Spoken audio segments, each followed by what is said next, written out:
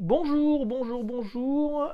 Au moment où vous voyez cette vidéo, je serai sans doute déjà dans le train qui va m'amener à l'aéroport, qui va m'amener donc dans un avion qui va m'amener jusqu'à Shanghai et qui m'amènera de Shanghai jusqu'à Tokyo pour une quinzaine de jours. Donc là, je pars là aujourd'hui et je reviens le 23, si je dis pas de bêtises.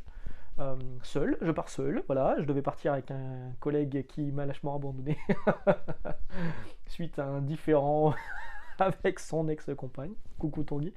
Euh, donc je pars seul, je rejoins un ami sur les derniers jours qui vit là-bas depuis quelques années. Jérôme, vous l'avez déjà vu sur la chaîne si vous êtes un fidèle des premières vidéos. Donc aujourd'hui, je vais vous expliquer un petit peu ce qui va se passer pour la chaîne pendant ces 2 semaines. Mais rassurez-vous, on va quand même aussi un petit peu parler de comics. Euh, alors, je pense, j'espère avoir eu le temps d'enregistrer la vidéo sur les Panini Big News ou les vidéos, parce que c'est quand même assez long. Il y aura peut-être 2 vidéos qu'il faudra que je mette tout de suite. Parce que Panini a eu la décence de terminer les Panini Big News avant mon départ et avant de me bloquer sur Facebook. Ils m'ont bloqué. Et terminé, bonsoir, j'ai accès à plus rien du tout. Je pense que la blague que j'ai fait sur leur dernier podcast, c'était le gif de trop. Le gif de Camelot de trop, où la poulette, elle est bien cachée. Voilà, bon, je crois que j'ai atteint le maximum de ce qu'ils pouvaient tolérer au niveau humour, donc, terminé, bonsoir. Voilà, merci, au revoir. Donc il n'y aura plus de vidéos Big News sur cette chaîne. Si, il y en aura, vous rassurez-vous. Il y a évidemment d'autres moyens d'avoir les informations, et bien heureusement. Qu'est-ce qui va se passer pendant les 15 prochains jours? Donc là, je suis sur le départ. J'arrive le lundi, donc demain, au moment où vous voyez cette vidéo, à Tokyo. Et, heure locale, il sera 13h. Ici en France, il sera environ 7h du matin. Il y a à peu près 7 heures de décalage, plus ou moins. Euh, et donc le premier jour, en fait je vais essayer de faire une vidéo par jour ou tous les 2 jours. Sur les dernières journées ça va être un peu plus compliqué parce que je ne serai pas seul dans ma chambre d'hôtel, je serai avec des amis, donc ça va être plus compliqué, je vais plus profiter de mes amis plutôt que faire des vidéos. Enfin on verra, hein. Peut-être qu'on fera une vidéo avec Jérôme, j'en sais rien. Euh, et donc je vais m'essayer au montage. Attendez-vous au pire. Attendez-vous au pire. Alors déjà, je vais partir avec mon téléphone actuel, pas celui avec lequel je filme mes vidéos de la chaîne. Donc normalement, la qualité d'image est meilleure, mais la qualité de son, quand j'avais changé de téléphone, on avait essayé et j'avais fait plusieurs tests, la qualité de son était moins bonne. Je peux pas partir avec 25 téléphones, donc je partirai avec mon téléphone. Je vais filmer dans la journée des trucs qui sont plutôt sympas, tout ça. Je ferai un montage global et la vidéo se terminera par un free talk comme ici. Alors j'espère que les vidéos seront pas trop longues, j'en sais rien. Bon, je vais essayer de pas dépasser les 20 minutes comme d'habitude. Pour vous expliquer ce que j'ai vu dans la journée. Alors, ça parlera pas trop de comics, mais parfois quand même un petit peu, parce que ça existe les comics traduits en japonais, hein, c'est souvent des TPB et même plus des hardcovers d'ailleurs. Ça existe, il y a aussi des comics en VO là-bas, enfin en VO en anglais du coup. Euh, mais ça parlera surtout de jeux vidéo, de manga, de geekery en tout genre, de visites, parce que j'ai prévu. Évidemment, mon hôtel va être du côté de Akihabara, qui est un lieu que j'affectionne particulièrement. En fait, là, je suis pas retourné au Japon depuis 4 ans, hein. La dernière fois, c'était en 2020. J'avais fait des vidéos tous les jours dans ma chambre d'hôtel, sans montage. C'était avant la chaîne YouTube. C'est-à-dire que la chaîne YouTube, elle a 4 ans presque. Euh, pour vous expliquer ce que je faisais la journée, les vidéos avaient plutôt bien fonctionné sur Instagram. Les gens étaient contents de voir. Enfin, déjà, ma famille était contente d'avoir des nouvelles. Et puis ça avait plutôt bien marché et c'est un peu ce qui m'a poussé par la suite à me lancer sur YouTube. Et donc la dernière fois que je suis allé c'était il y a 4 ans, c'était une galère pas possible pour revenir parce que c'était pile au moment du Covid et mon vol de retour a été annulé. Enfin mes amis ont passé des heures au téléphone en France parce qu'on me disait oui il faut appeler pour avoir un nouveau... Bah ouais mais il y a 7 heures de décalage mon con.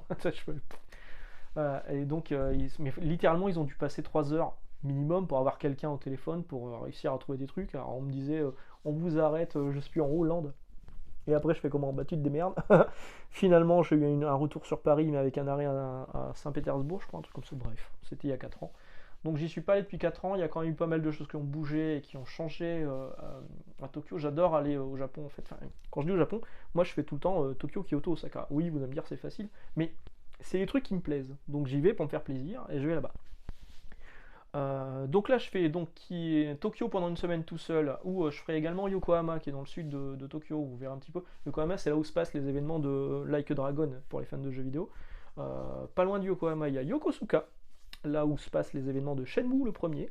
Je vais essayer de pousser jusque-là. Il y aura aussi des temples, bref, il y aura un peu de tout.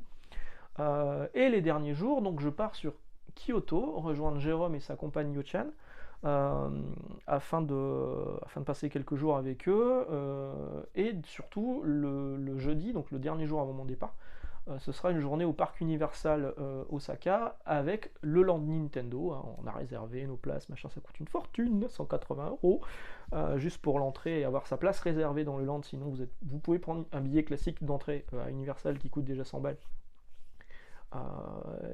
Mais vous devez faire la queue et vous n'êtes pas sûr de rentrer. Là, on a vraiment pris des billets avec des fast-pass et avec une heure précise pour pouvoir rentrer dans le land Nintendo. Et on va se faire plaisir. Ça va être très très cool, je pense. Et j'ai pas pu, j'ai voulu aller au musée Ghibli, je me suis planté une journée comme un connard, donc bah tant pis, j'y vais pas. Et le parc Ghibli, il y a un parc d'attractions Ghibli maintenant qui est à Nagoya. Pour réserver, je pensais que c'était un mois en avance, c'est 2 mois en avance. Ouais, donc pareil, je n'irai pas. Ça me ferait une raison pour y retourner. Ah, c'est tout simple, c'est tout simple. Donc il y aura une vidéo à peu près tous les jours, ou tous les 2 jours. Activez la petite cloche pour avoir les notifications. Puis si ça vous intéresse, après si ça vous intéresse pas, bon, en tout cas moi je fais les vidéos comme j'avais fait à l'époque sur Instagram, surtout pour donner des nouvelles et puis que les gens qui me connaissent un peu IRL puissent voir un petit peu ce qui m'arrive.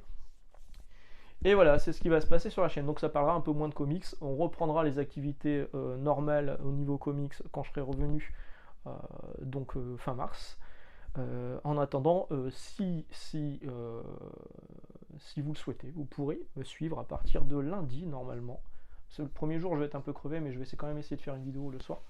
Parce qu'il ne faut pas que je m'endorme tout de suite. J'aurais eu 24 heures de voyage dans les pattes. Il ne faut pas que je m'endorme tout de suite, sinon je me flingue mon décalage. Vous aurez une vidéo normalement lundi. Au pire, mardi, allez. Voilà, donc ce qui va se passer sur la chaîne sur les prochains jours. Alors, les sorties comics de cette semaine, on parlait de comics quand même un petit peu.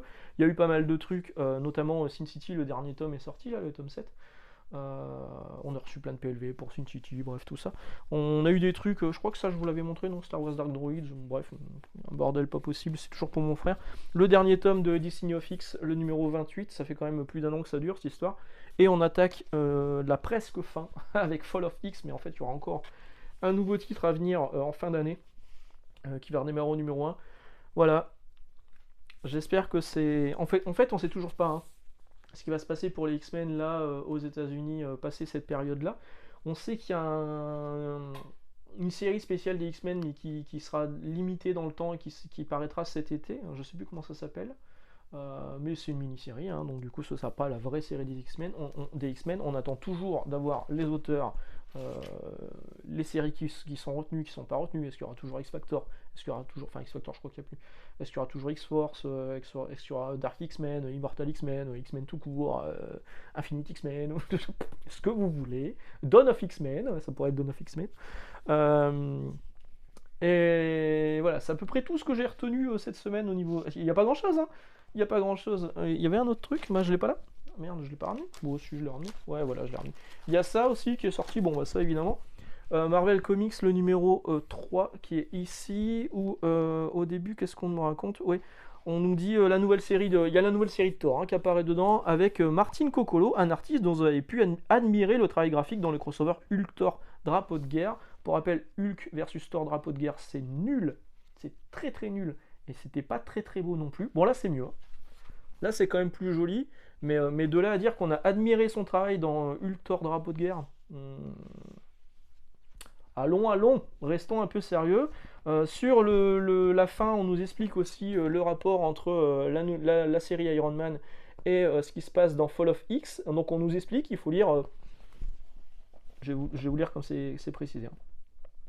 Les 2 numéros d'Invincible Iron Man présentés dans son volume se déroulent chronologiquement après X-Men 2021, entre parenthèses 2021, numéro 25, paru ce mois-ci dans X-Men Fall of X1, donc celui que je vous ai montré tout à l'heure. Au mois d'avril, nous vous conseillons de lire X-Men Fall of X2 et 3 jusqu'à X-Men 26. Vous avez compris, hein? Ouais, voilà. Avant d'attaquer la lecture d'Invincible Iron Man 10 dans Marvel Comics, entre parenthèses petit 2, numéro 4. Voilà, si vous n'êtes intéressé que par les aventures de Tony Stark, pas d'inquiétude. Alors, si vous n'êtes intéressé que par les aventures de Tony Stark, la seule solution pour lire Iron Man en France, ça reste ça. Hein. Il n'y a pas de Deluxe annoncé, il n'y a pas de 100% Marvel, il n'y a pas d'omnibus machin. Si vous voulez lire la série Iron Man actuelle, votre seule solution c'est ça. Et donc de vous taper Spider-Man, de vous taper les Avengers. Les Avengers, là j'arrête. Hein. Là je les lisais en VF dans Marvel Comics. Qu'est-ce que c'est mauvais. Hein. Oh non, c'est pas bon. Hein. Enfin, je sais pas ce que vous en pensez, mais moi je trouve ça pas bon. Hein. C'est celui de Jed McKay là. Là-dedans, on a quand même des épisodes de Spider-Man qui sont pas mal, c'est du Zeb Wells, on a du Ed McGuinness au dessin. Alors, il y a cette image de Ed McGuinness qui clairement a un gros problème au niveau de l'anatomie. On dirait du Rob Liefeld, tellement c'est beau. C'est incroyable. Regarde ce bras. On dirait le bras de Deadpool dans le film, quand il a le bras qui repousse en forme de bébé, quoi. C'est dégueulasse. Et donc il y a aussi l'apparition de Spider-Boy. Bientôt vous allez vous taper, il est en couverture. Bientôt vous allez vous taper Spider-Boy, la série, dans Marvel Comics. Préparez-vous à une bonne régalade. Hein. C'est vraiment de la merde. Mais je vais vous parler d'une autre série Spider-Man qui est plutôt bien, là par contre, que je viens de lire. Donc il y a Spider-Boy qui arrive. Donc là-dedans vous avez Spider-Man, vous avez le Spider-Man Adjectiveless, celui de Dan Slott. Vous avez Immortal Thor avec un extrait de l'annuel, plus le numéro 1. Qui est pas fou, hein, franchement, pour l'instant c'est pas... Bon, c'est pas inintéressant, il y a des pages qui sont pas moches, mais je suis pas convaincu, on va dire, pour le moment. Bon, on verra. Faut dire que la fin du run de Cates, qui a été pris par Torin Grunbeck sur la fin, était vraiment catastrophique. Bon, ça remonte, hein, c'est quand même mieux que la fin du run de Cates, qui était donc pas faite par Cates. On a aussi Avengers, le titre de Jed McKay, avec Seth Villa au dessin, et ouais là j'arrête. Hein. J'arrête. On a le Iron Man, tiens, la variante cover, la couverture collector exclusive de ce numéro de Marvel Comics, c'est cette couverture-là, qui est brillante et qui est embossed, c'est-à-dire qu'elle est un petit peu en relief sur le personnage d'Iron Man si jamais vous prenez la collector. Et encore une fois, faites ce que vous voulez, mais moi je conseille pas de prendre la collector. Et puis donc on a du Iron Man dedans avec l'espèce de crossover, enfin en tout cas les relations qu'il va y avoir avec Fall of X. Voilà, Marvel Comics. Donc je vous disais, Spider-Boy, c'est un mauvais titre Spider-Man. The Spectacular Spider-Man, c'est un très bon titre Spider-Man, ça vient de sortir en VO, c'est tout chaud, là, je l'ai dans les mains. C'est scénarisé par Greg Weisman, qui a travaillé sur la série Gargoyles, vous savez le dessin animé Gargoyles, que moi j'avais connu quand j'étais plus jeune et que j'avais beaucoup aimé. C'est dessiné par Humberto Ramos, la couverture est de Ramos, et Humberto Ramos il est très en forme, c'est vraiment ce qui m'a convaincu de le prendre. Vous voyez, ne serait-ce que cette double page au début, là. C'est hyper cool. Ça alterne entre ce qui se passe, ce qui se passe actuellement et ce qui s'est passé un petit peu avant, un jour ou deux avant. On voit Peter et Miles qui décident de se faire une journée régulière, sans les costumes, juste pour discuter entre eux et passer un bon moment. Donc ils vont tout le temps dans une espèce de Starbucks. Et c'est cool de voir ces moments-là. Il y a des échanges de dialogue qui sont percutants et qui sont plutôt sympas. Spider-Man il est rigolo, Miles Morales il est rigolo. Vraiment, j'ai trouvé ça très bien. Et c'est l'une des meilleures séries. Bon, là, c'est qu'un numéro 1, hein, vous allez me dire. Mais c'est l'une des meilleures séries Spider-Man que j'ai lues ces derniers temps. En comptant Ultimate Spider-Man qui est très très bien aussi. Il y a celle-ci que j'ai trouvée très très bonne, celle de Zeb Wells. Elle me convient, mais j'ai parfaitement conscience que c'est pas non plus complètement taré. Mais ça, c'est vraiment cool. Ça, si vous lisez la VO, vous pouvez y aller. En VF, ça finira par arriver dans Marvel Comics. Mais je me dis, avec la multiplication de titres Spider-Man actuellement aux États-Unis, il y a un moment Marvel Comics, il va y avoir que du Spider-Man dedans. Je sais pas où ils vont foutre Avengers et Iron Man. Bon, Iron Man, ils pourraient le foutre dans Fall of X, mais Iron Man, Thor, etc., où est-ce qu'ils vont les mettre? Parce que entre la série classique, entre Miles Morales, bon, Miles Morales, ils ont 100%, entre cette série Spectacular Spider-Man, Spider-Boy, vraiment, ça va commencer à prendre pas mal de place. Spider-Man En fait, c'est Batman, hein, c'est l'équivalent de Batman chez DC Comics. On met du Batman à toutes les sauces. Là, c'est pareil, on capitalise sur ce qui fonctionne. Mais quand c'est pour mettre des auteurs... Alors, Greg Weisman, je le connaissais pas plus que ça, parce qu'il n'a pas fait énormément de comics, à ma connaissance. Hein. Mais Humberto Ramos, franchement, c'était la locomotive qui m'a fait motiver à le prendre. Et vraiment, là, c'est du bon Marvel. c'est chiant à dire, hein, parce qu'on a l'impression que Marvel, c'est une catastrophe de tous les côtés, notamment avec ça. Euh, mais, euh, mais ouais, c'est du bon Marvel, et c'est suffisamment rare pour être mentionné. Alors là, vous l'avez vu passer rapidos, mais effectivement, j'ai acheté Ultimate X-Men. Je vous l'avais dit, je suis un con. J'avais dit que j'achèterais que Ultimate Spider-Man. Finalement, j'ai acheté Ultimate Black Panther, et je vais continuer. Et j'ai acheté Ultimate X-Men. Euh, alors, X-Men, j'ai cherché à l'intérieur du bouquin, j'ai pas vu les X-Men. Il n'y a pas les X-Men, il y a Armor, voilà, il y a Armor. La couverture, elle est cool, hein, elle est de Dai Ruan, qui avait fait du Magic Order par exemple. La couverture, elle est vraiment cool, c'est la variante cover, c'est pas la couverture normale. Merci à Astro City, c'est grâce à eux que j'ai réussi à choper cette variante cover. Au moins, je me suis dit la couverture sera jolie. Mais alors, à l'intérieur, oh là là là là. Voilà, donc on suit le personnage de Armor, qui était un personnage des X-Men, effectivement, mais on voit aucun autre X-Men.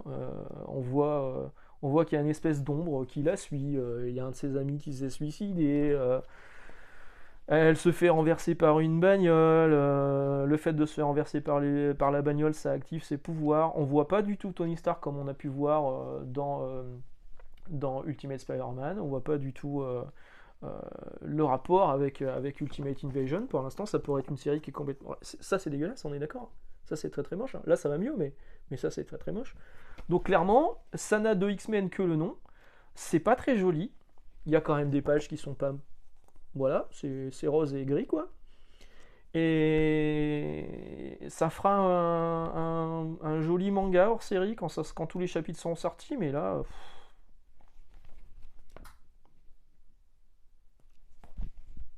C'est vraiment un beau loupé, quoi. Je le savais, hein, que Peach Momoko, ça serait. Alors, Peach Momoko, j'en ai parlé justement avec les gars d'Astro parce que Ultimate Spider-Man, Ultimate Black Panther, ça a surtout Ultimate Spider-Man, les trucs, ça a été réservé tout de suite. Ultimate Black Panther, il y a eu un effet, il y a un engouement aussi, les gens ont pris Black Panther. Par contre, Ultimate X-Men, c'est beaucoup moins. Et Fred de chez Astro m'expliquait que Peach Momoko. Elle divise énormément, hein. Il y a soit les mecs qui sont très très fans et qui vont acheter tout ce que fait Peach Momoko, ou soit il y a des mecs qui estiment que c'est pas du comics et que du coup préférer. Enfin, moi je suis dans ce cas-là. Qu'elle fasse du Demon Wars, Demon Days, qu'elle fasse son univers dans son coin, ça me pose aucun problème. Mais là, on parle d'un titre Ultimate X-Men qui pour moi est censé avoir une autre ampleur que ça. Et là, non seulement j'ai pas lu les X-Men, mais en plus le trait, moi je l'ai pas trouvé exceptionnel. Et puis l'histoire, sincèrement, je l'ai lu en 5 minutes chrono. Il y a très peu de texte. Il y a très peu d'explications. Alors c'est très lent à se mettre en place, ça sera peut-être plus sympa par la suite. On voit que là dans le numéro 2, il y a l'apparition d'un nouveau personnage créé par Peach Momoko qui s'appelle May Storm. Ah bah dis donc, c'est marrant, elle a les cheveux argentés et elle a des éclairs en guise de boucle d'oreille. Puis il y a Storm dans son nom. C'est bizarre. Est-ce que c'est vraiment un personnage inédit? Je ne sais pas. En tout cas, moi j'ai été, je vais pas dire déçu parce que je m'attendais à ce que ce soit pas bien. J'aurais voulu être agréablement surpris, c'est pas le cas. Je continuerai à acheter la suite en espérant que Peach Momoko quitte rapidement le titre. Maintenant, Peach Momoko, a priori, elle travaille bien. Faut dire pour le travail qui est porté là, c'est pas non plus complètement fou. Et c'est vraiment dommage quand on voit que Sean Murphy, par exemple, a posté il y a pas longtemps un dessin des X-Men en rapport avec la sortie de X-Men 97 en dessin animé. Et on se dit, il y a vraiment un loupé, quoi. Il y a vraiment un loupé. Ça aurait pu être tellement bien. Et ça l'est pas. On va attendre Ultimates maintenant, hein, que j'achèterai aussi comme un bonnet. Acheter les séries Ultimate en VO, ça va me coûter juste deux fois plus cher que les acheter en VF quand ça sortira, dans la formule classique de fin d'année chez Panini. Mais bon, c'est comme ça. Voilà. Bon, bah sur ce, moi je vais vous laisser parce que j'ai un avion à prendre. Je vous souhaite une excellente journée, excellente lecture. On se retrouve très vite si vous suivez, vous continuez à suivre la chaîne pendant ces vacances qui vont me faire énormément de bien. Ou alors on se retrouve dans une quinzaine de jours si vous ne suivez que l'actu comics sur la chaîne. Ciao ciao.